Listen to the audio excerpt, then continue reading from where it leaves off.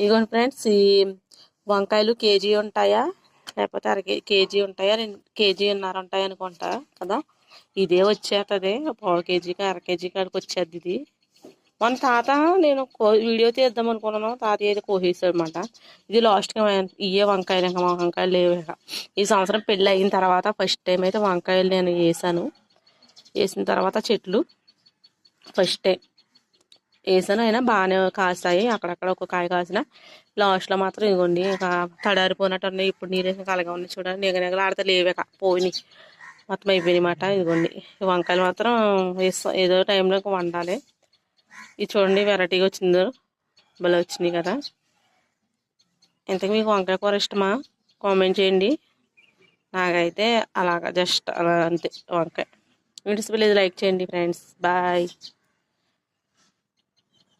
మనకైతే ఇదిగోండి ఈ బుట్టలో వచ్చినాయి కాయలు. మా అమ్మమ్మ ఇది వరకు టీ పొడి కాదు, ఇవి ఉంటాయి కదా నీళ్ళ మందు చూసారా.